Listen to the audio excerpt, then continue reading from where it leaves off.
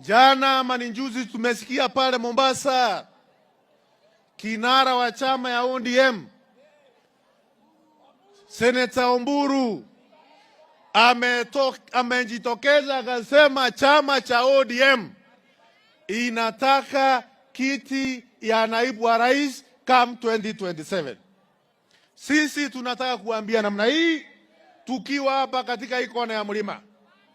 Chama ya ODM tumekubali tuko katika broad based government na tutafanya katika serikali ya Mheshimiwa William Ruto tukiwa broad based government, tukiwa tumeshikana kuendeleza umoja wa taifa letu na kuhakikisha kwamba serikali ya Kenya inafanyia wananchi wa Kenya kazi sawa sawa.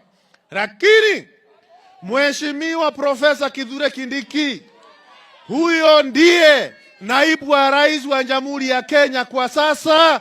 Huyo ndiye atakuwa naibu wa rais wa Kenya 2027 kuelekea 2032.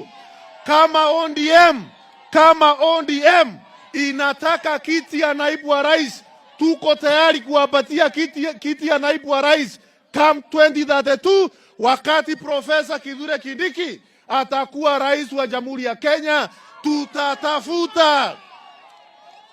Tutatafuta mmoja wao wa chama cha ODM akuwe naibu wa rais 2032. Lakini kwa sasa kiti ya naibu wa rais it is not vacant.